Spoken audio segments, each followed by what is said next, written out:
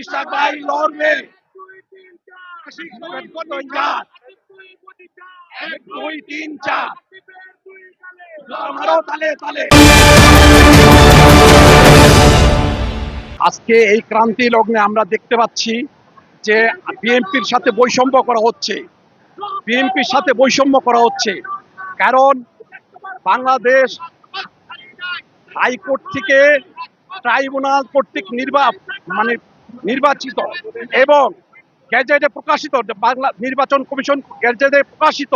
তারপরও কেন আমাদের সাথে বৈষম্য, বিএনপির সাথে বৈষম্য আমাদের জানা নেই। আমাদেরকে কেন আমাদেরকে সারা মানুষের গণজোয়ারের বিরুদ্ধে কেন এই অবস্থান? আমরা আমরা বৃহত্তর আন্দোলনে জড়ায় যাব এবং আমরা বৃহত্তর আন্দোলন করতে বাধ্য হব।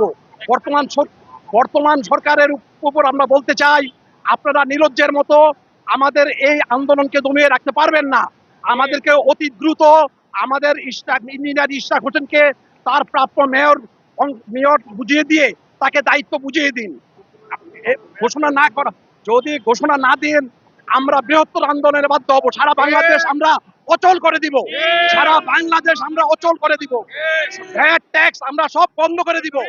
কারণ সারা বাংলাদেশের উত্তর দক্ষিণ সমস্ত ঢাকা শহর আজকে একসাথে সমস্ত ঐক্যবদ্ধ এবং আমরা বৃহত্তর সারা বাংলাদেশে এই ডাকা দিব যে সারা বাংলাদেশ বন্ধ কর্মসূচি দিতে বাধ্য হব, অবস্থান ধর্মঘট করতে বাধ্য হব। আমরা প্রথমে মানববন্ধন দিয়ে শুরু করেছি, আমরা এখনো পর্যন্ত ধৈর্যের সাথে সহাবস্থান করতেছি।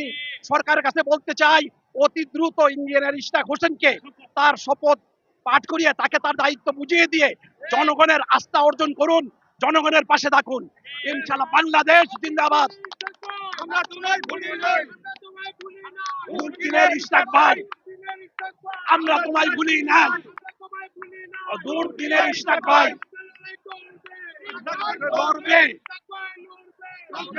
লড়বে।